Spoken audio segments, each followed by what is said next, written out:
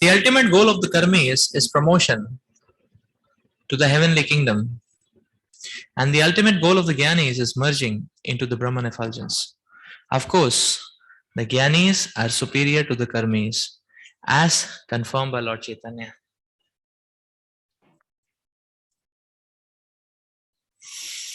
Koti karmanishta madhye ek Gyani shrestha. One Gyani or impersonalist is better than many thousands of fruitive actors. Therefore, a devotee never enters upon the path of karma or elevation by fruitive activities. Narad Muni took compassion upon King Prachina Barishat when he saw the king engaged in fruitive activity.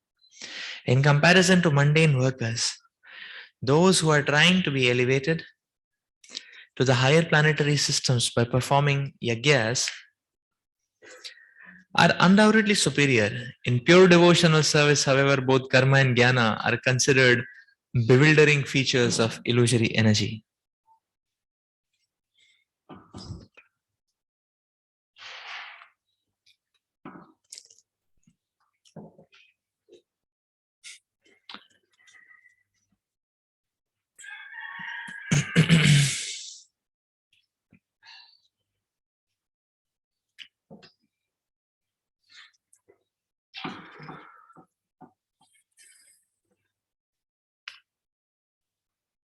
So what an unfortunate scene. The sons are performing austerities for advancement and devotional service, and the father was busy engrossed in sense gratification. What an unfortunate scene. Is it not? He's doing fruitive activities for sense gratification. So he has sent the sons for devotional upliftment, that he himself was engrossed in fruitive activities.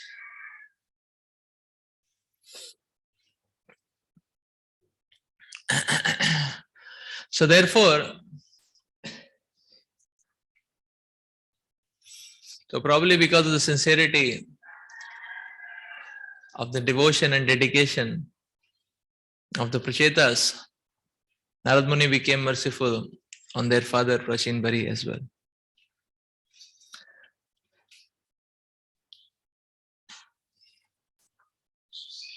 So Srila Prabhupada is explaining that from the point of view of devotional service, how karma and jnana both are illusory, bewildering features of material energy.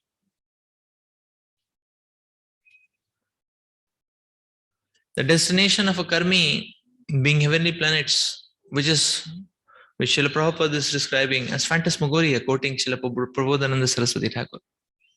Phantasmagoria, horses in the sky. No, horse's egg, flowers in the sky. Two examples, flowers in the sky or horse's egg. Both of them don't exist. So these heavenly achievements are exactly like that. And the ultimate destination of the Jnanis, that is the Brahma effulgence, the Kaivalya, is being explained by Srila Prabodhananda Saraswati Thakur as hellish.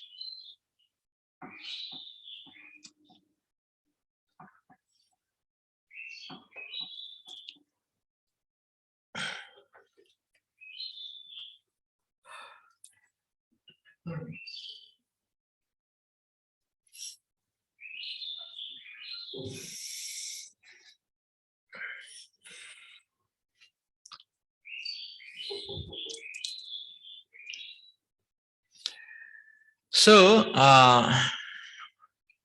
it's very interesting to see how Srila Prabhupada is Prabhupada's conclusion. These are both bewildering, illusory ends of material energy. Actually, bewildering, illusory.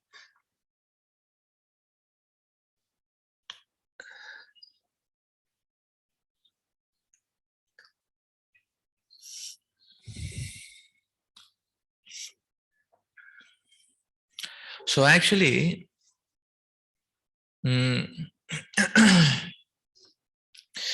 karma, uh, uh, so actually, if we see, karma and jnana are not allowances within bhakti.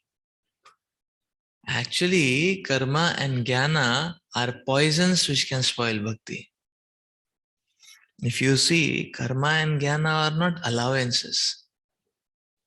They are poisons. Why? Because see, Prabhupada explained, they are bewildering, they are illusory. And therefore, a person will, therefore a person will get deviated from the path of devotional service. So how is it so, or how does it happen? Like for example, if we take the example of karma, now the point is karma means some fruitive gain, So now the point is, so fruitive gain does not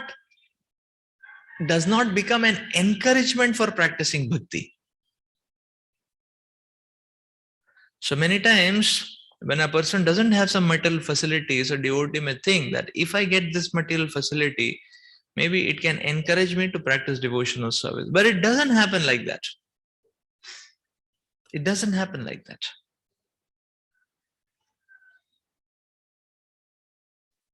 Fruitive gain is not going to encourage us in bhakti. What it is, the effect will be what? The effect will be fruitive gain is actually going to increase our lust.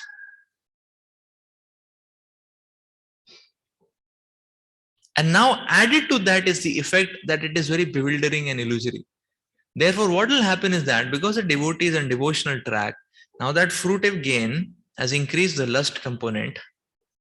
But because the devotee is on a bhakti track, this devotee is not going to understand exactly what's happening, and therefore he may not be able to recognize the flaring lust within him in the framework of the practice of devotional service, and that is going to be very deadly and poisonous. Because the devotee will feel that, okay, I am practicing bhakti anyways. So little bit sense gratification and fruitive results are okay. But actually, in the name of bhakti, the person may get so much bewildered and illusion that in the name of bhakti, the person may go on flaring his lust till it burns up his entire bhakti itself. That's the point. You see, it's a poison. It's a poison. It's a poison. So therefore, one should be fearful of touching this fruitive dimension. So we say, okay, I'm devotee, can I a little bit do sense gratification? It's risky, very risky, because it can poison actually. The main problem is a devotee will not even recognize, and this lust will flare up, and this lust can burn his own bhakti. That's the point. So therefore, fruitive activity or sense pleasures or fruitive activities are actually quite dangerous. We should be fearful about it. And my God, and therefore you see in Bhagavad Gita itself, Srila Prabhupada explains this point when 310, the Lord explains about the Vedas giving us directions for sense gratification as well. And Prabhupada gives the vehement warning that there can be accidents even on royal roads. And today morning we were hearing there is no such thing as there can be, there will be, So there can is just it's just a starting thought, but from Maya's perspective, it is there will. There will actually. So therefore, fruitive activities, the desire for sense gratification, is very deadly. Now, what about jnana? What about jnana?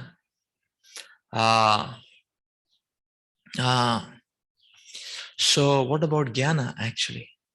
So actually, now we may say, okay, Jnana is very powerful. No, Jnana can give us strength. The Jnana can give us, the knockout punch, and we can be very strong and all that. Jnana, because we have a lot of clarity, knowledge, and all that. Actually, Jnana tendencies also can be. Anji? Yes, yes. So Jnana. Now the point is this, that actually, what is Jnana? You know, so it's yes, in devotional service, we need Jnana. We need knowledge. There is no doubt about it. But the knowledge which we need to practice Krishna consciousness or bhakti, that knowledge is that knowledge is basic knowledge. Like say, for example, if you are driving, or you need some knowledge to reach to a destination. You need some knowledge to reach to a destination. But you need to know, okay, which road, which left, which right, like that, is it not?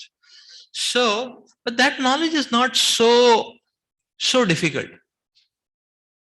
Many times, like having a vague idea also, one sets out to travel, is it not? So one reaches at a crossroad, at a junction. Now at that junction is not very sure whether to go right, left. So one catches a genuine person, maybe a policeman, a traffic police, or maybe a shopkeeper, and say, okay, which road, left, right? And once having understood that, left or right, it's done. And then one can go on moving, is it not? So many times, even if you don't know the way, a little bit guidance, left or right, is all fine, is it not? A little bit guidance is all fine. So therefore, actually, you see, this goes to show that the same thing is true for bhakti, actually. We just need to know at the right time whether it is Krishna or Maya. This direction is Krishna or this direction is Maya. And we consult a genuine senior devotee, and immediately we can get understanding. This is Krishna, this is Maya. So okay, take the Krishna turn. Is it not? Like that. Again, we get stuck up. There is a junction, crossroad. We can again consult a devotee. This is, and we can get to understand this is Krishna, this is Maya. Actually, we only need this much knowledge. That means what? That means we basically need a very basic level of knowledge, actually. So now what happens is, the Jnana tendencies now will make one go dive deeper and deeper and deeper and deeper and deeper. And that may become problem. How it becomes a problem? Like say, for example, say when it is a problem, we need to only know that this is a problem. So avoid the problem. But if you start researching on how big is that problem, or how dangerous is that problem, that itself will become a big problem. That makes sense? So that's the point. Like say, for example, a lion. We only need to know that a lion is a dangerous animal. Don't be near a lion. Is it not? But if one says, okay, I want to research how dangerous is the lion, I want to really research how does the lion, how does it attack in a reflexive way? How does it, strategize and all that? Too much research, we won't exist only. You got the point? So we only need to know Maya is very dangerous. We don't need to, there is no need to investigate how dangerous is Maya. There's no need to investigate, actually. There's no need to investigate how dangerous is Maya. We just need to know Maya is very dangerous. And we need that reminder time and again, like that. So basically, the jnana which we need for practicing bhakti is basic jnana. And therefore, Prabhupada said, Bhagavatam, Bhagavad Gita, Chaitanya Charitamrita, good enough to take us back to God. Any attempt of any kind of jnana over and beyond this may become deadly.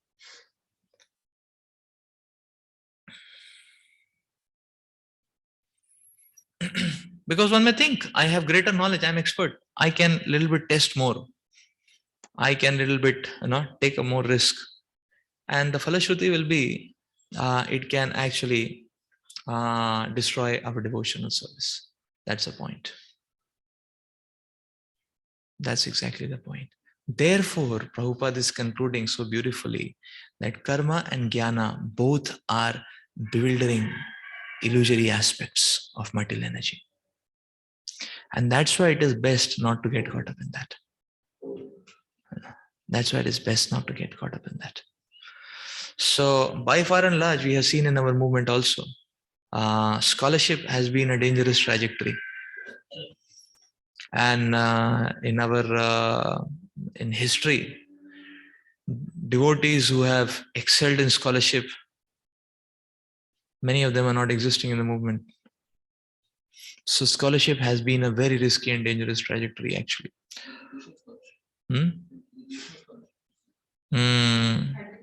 Educational scholarship may not bring one into bhakti only. Janma Aishwarya Sutta Shruvi, you know. So, now we are talking about devotional scholarship. One is Shastragya.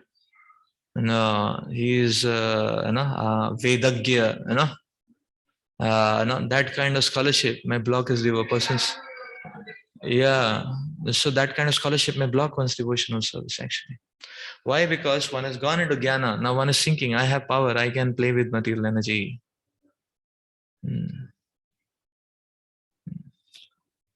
I can catch a Russell's fiber and not be bitten. The result will be death, actually. So it's risky and dangerous. Therefore, you see, now we can relate. What Prabhupada is concluding is very powerful, very apt, and very proper. That actually karma and jnana both are actually illusory. So we see when devotees get a little attached to karma, then they dilute their devotional service. And then slowly it becomes such an affair that only tilak is remaining and mala is moving around, and other than that, person is a full materialist.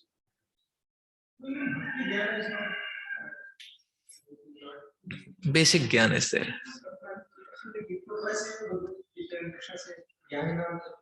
The problem with becoming a jnani is what? You can give bombastic lectures, but when the time comes, then you don't remember anything because the attachment and hook is not towards Krishna. That's the point. So at the time of need, one will not remember that. So that's the problem with jnana. So what we need is very basic jnana. We need attachment to the activities of devotional service, actually. That's the point. The problem is we allow attachments to here and there things. Attachment to, we need attachment to basic, activities of devotion service. What is that? We need attachment to chanting the holy names, speaking Krishna Katha, Why only we have to speak Krishna Katha, say, in White House, or say, in Microsoft Office, we can speak Krishna Katha, under a banyan tree in a village also, So that's the point. So the attachment to right kind of activities.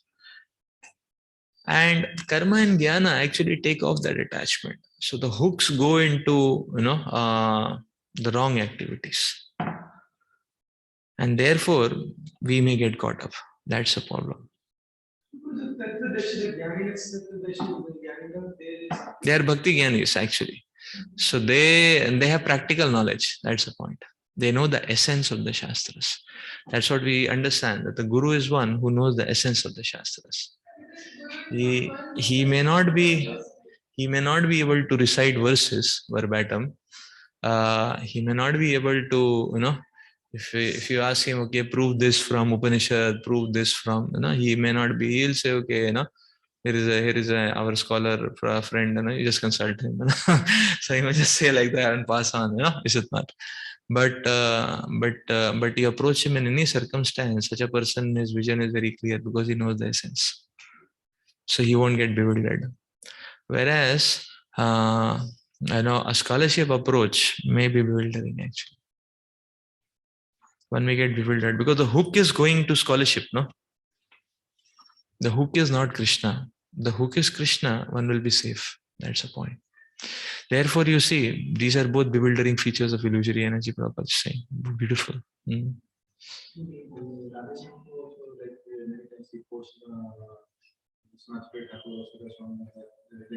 Because I heard that like people, he is now reading those, and then like just now so he is even now he is translating many of the commentaries of Jewish, like first Jewish.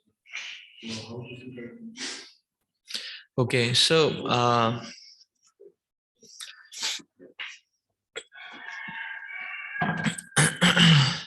yeah. So the point is, yeah. So we may find some senior devotees, reading some commentaries here and there. Many times, you see what happens that what we, when many times, what Vishwanath Chakravarti Thakur and Baldev Vidyabhushan quotes we need, Prabhupada is himself giving those quotes in the purport itself. Yeah, I mean, Prabhupada is giving those quotes in the purport itself, actually. Many such, like that. So, actually, an exclusive trajectory, see, we have to check for ourselves. There is a disclaimer that it is risky. If you want to explore, we can. Be cautious. Be cautious, be under guidance, and move. Like that.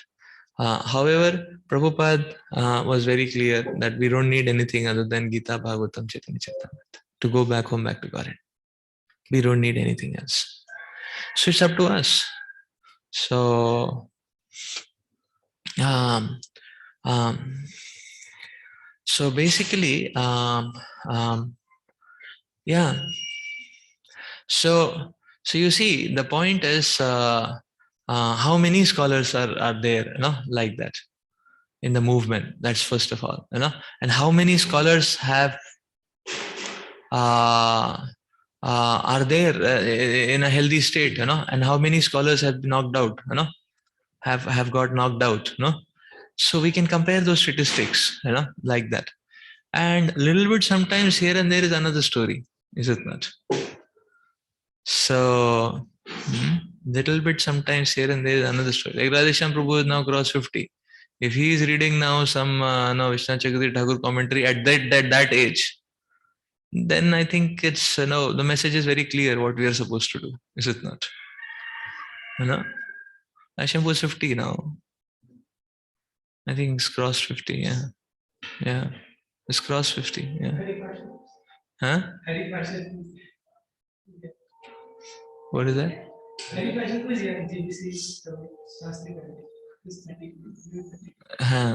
So the thing is, it's careful. We have to be careful. But the point is, you see, now from the bhakti point of view, what do we need? We don't need too much jnana. From bhakti point of view, we need more correlational mappings. How do we apply that in life? We need more live examples, and we need struggle to follow it. Is it not? Not just simulations. Is it not? So that is what we need more. Now, it's up to us. How do we want to balance? Like that. So we can touch upon it, but it's not that in our life becomes any better if we get a little more, scholarship. So it's exactly like that. Our lives don't get any better if we get a little more scholarship. But if we increase our seva, to Vaishnavas, our preaching and maybe deity service and chanting, then our lives are going to become a bit better. So like you're chanting 16 rounds, maybe if you increase it to 18, our lives will become a bit better. We are going only once in a week for follow-up. We start going every day, our lives are going to become better. So so we have to understand the balance pointers, what is most needed, and accordingly we balance it, that way. Okay. Whole life of Radheshyam Prabhu that we can follow rather than to just yes. When actually I do this practice and like when Prabhupada said that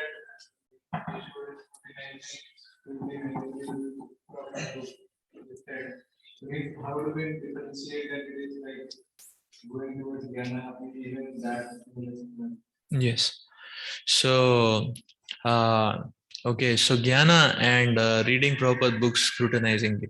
So Prabhupada, so reading Prabhupada books scrutinizingly, Yeah, so reading Prabhupada books scrutinizingly is actually in the mode of taking shelter.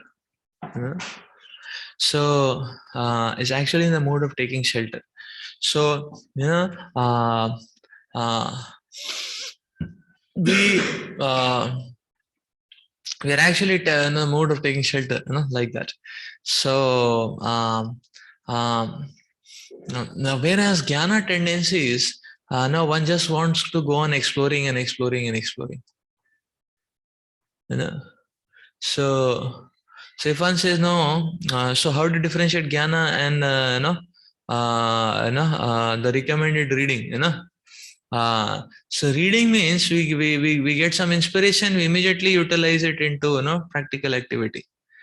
We'll do Vaishnav Seva, we'll do preaching, like that. But jnana means one may just want to go on exploring a theoretical thread. That's the difference actually. So that's a difference. So therefore, the balance has to be there. And and the second thing is that we are, Prabhupada just said, okay, reading my books, like that. You see, Prabhupada talked about Bhakti Shastri, Bhakti Vaibhav, Bhakti Vedanta, and Bhakti Sarvabhauma. Now, all these four courses are only relating to the Bhakti Shastras. Gita, Bhagavatam, Chaitanya Charitamrita. And that also is 50 years the movement has passed. Bhakti Vedanta and Bhakti Sarvabhauma are not existing till today. Maybe 5-10 years down the line, you will see Bhakti Vedanta courses being offered. Yeah. It may take 10 or 10 years for it to become mainstream. Now Bhakti Vaibhav is becoming sort of mainstream. It's at least many devotees are taking up to it. Many institutes are offering that, and so that's the point. Therefore, you see in GBC resolution what is written, okay, if one wants to become a guru, he should have done Bhakti Shastri, Bhakti Vaibhav, and Bhakti Vedanta. Whenever it starts getting offered, like that it's written in the resolution. It's not existing, it's not existing only, and it's Bhagavatam, 7th canto to 12th canto, so like that. So that's the point. So it's all about Bhakti Shastras. It's not about going beyond, actually. So so one should not lose track actually. So one should not lose track. One should be on the track. And through Bhakti Sarvabhauma, only CC.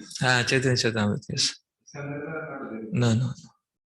And second question to is that means how do we constantly say whether we are into this or not? With karma is yeah, how do we constantly check whether we have not landed up into karma and jnana? See, when we land up into karma tendencies, then what happens is that we start becoming sort of fatigued, from the activities of devotional service. We'll run one day, 2 days we want to break, and again we'll run one day, 2 days we want to break. So what do you mean we want to break? What do we actually mean by what when we say that okay we want to break? So for like one may say okay I need some break, so we start getting fatigued, if you see, and then the mindset will go okay, let's eat good, let's roam around to a good place, let's see a good sight, huh? Yeah, it's a mental fatigue. Oh, Oh, no. Okay. Obviously, if you have extended, you have slept at 12 o'clock, 1 o'clock, you may need to take rest the other day. That we are not talking about, So that's okay, this is that okay, let's have some vent out, So person says, okay, let's go to Badrikashram, not because of the Samutkantha for Lord Badrish, Lord Badrish is just 5 minutes of that, of the whole expedition. But you can do ice skiing, you can chill out, and things like that, Okay, you may have mala in your hand, but the concentration is somewhere else, like that. So that's the point, you see, The point is, then it is going, that means that we are getting attached to Falashruti more. So, so we will see, when we are getting out of karma and jnana tendencies, then our enthusiasm will be very steady. And if enthusiasm is up and down, we have to understand we get time and again caught up into karma jnana tendencies.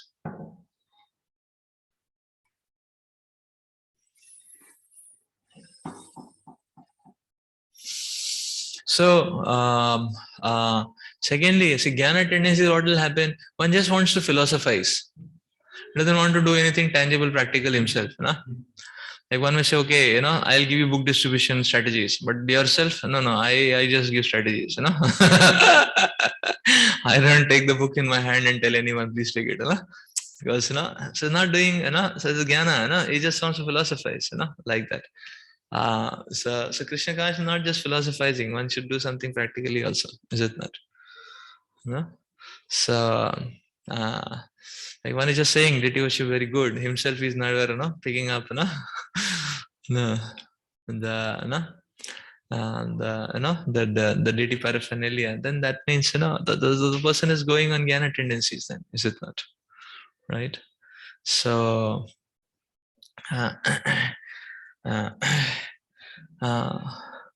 Obviously, we may not find, I mean, obviously, we are not talking about physical factors. We are talking about, okay, we may not find a 70-year-old devotee, carrying a bag of, 20 kg bag of Gita, and getting submerged in that pressure only, not that way. But we're not talking about physical aspects. Obviously, physically, the body gets worn out a bit, but the enthusiasm for practical service also remains. It does remain, actually. So, so these are some ways by which we can try to understand that one should not just, one should himself be enthusiastic as well. Yes. Yes. Karma tendency, sense gratification. Yes. Yes. Karma tendencies means sense gratification. So, balam rice. That is karma tendency. Yes.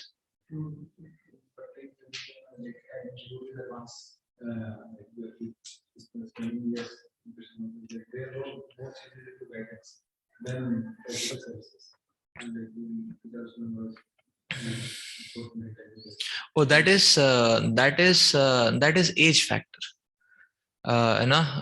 Sannyasi, may not run around doing distributing books every single day, because his body may not support that.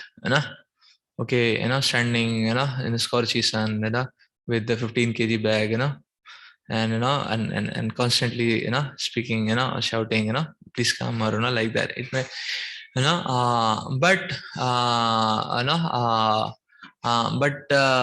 so that nature of a rigorous physical service may a bit change, but the spirit is there to do practical devotional service. Like even in old age, one can do deity seva. Can he not? One can. Our acharyas are doing, is it not? So one says, no, I only encourage people to do deity seva. I myself don't do, So then there is some problem, Is it not? You got the point. Like that, we see, senior devotees cooking. Bhakti Maharaj himself used to cook. He used to cook, He used to cook. I have seen, many senior devotees sometimes cook, but every day they may not do cooking seva. That's fine, But that spirit is there, Huh?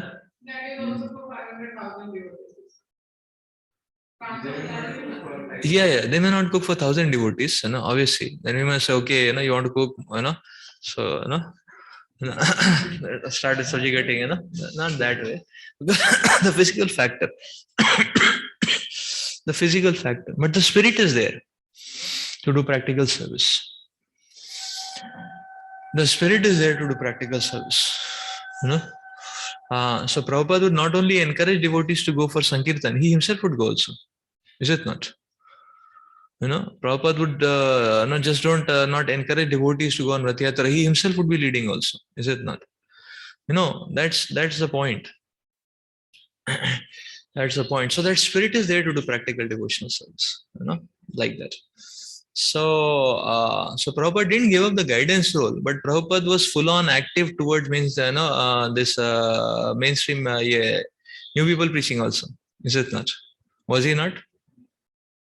He was full on active towards mainstream preaching, and therefore Prabhupada in his time schedule, any new person no appointments with Prabhupada, he would go to radio, he would go to television, he would face, he would be a frontline facer, is it not? Like that. At the same time, he was guiding. Only guiding role, some problem may happen. It's not very complete, is it not? So, what's the problem with only guiding role? What's the problem with only guiding role? What's the problem with only guiding role?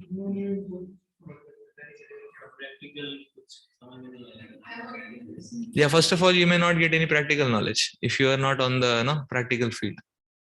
Like you say, okay, I am a preaching acharya, okay, you can be a preaching acharya, that's fine. But if you don't do, if you don't have interface or exposure to some direct preaching, then you may get outdated very soon. That's one problem. That's one point. Secondly, one may become very proud because guidance role is involved with lot of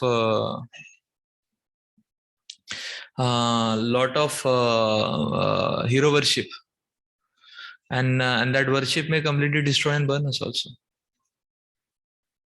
So how do you let go of that fire, or that danger? And thirdly, even the people whom who are looking for forward to guidance, just by telling them this is right and this is wrong, none of them are going to follow. People need to see an example.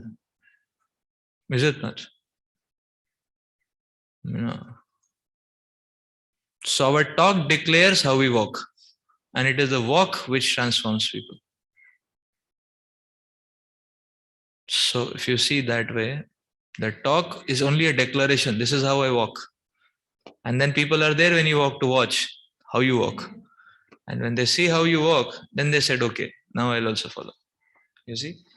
You only talk, nobody will walk. People will say, okay, this is very nice. I'll also become a talking fellow. I do walk, I'll also talk. So why do walk? Like that. Therefore, actually, it is best to be holistic, is it not? So it is best to be holistic. Like one may say, okay, so therefore you see, our senior acharya, they're setting that example. Although, like say they are every day there for the Mangalarti, they take it very seriously. Why? Because not to set an example, and secondly, that is their heart. Their heart is attached to that. Even the body is cooperating, not cooperating, they are there. Is it not? So even if they are not there, it doesn't matter much because they are already led a life of dedication. But if they are there, that inspires people even more. Is it not? That's the whole point, actually. So devotion service is practical, actually. Okay, we move ahead.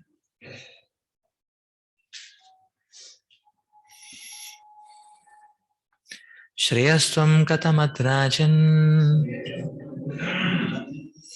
karmanatmana ihase dukkahani sukhavapti shreyastanneha cheshyate. Narad Muni asked King Prachin Barishat,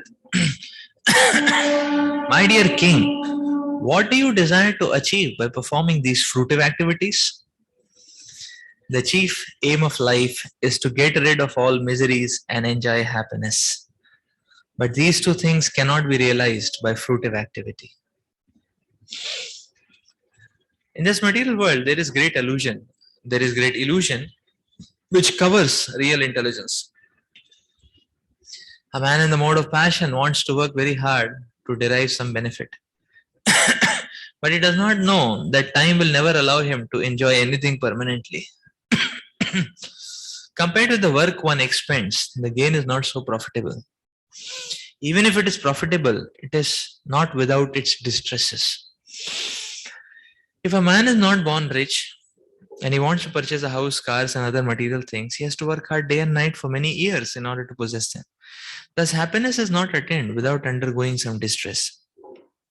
Actually, pure happiness cannot be had within this material world. If we wish to enjoy something, we must suffer for something else. On the whole, suffering is the nature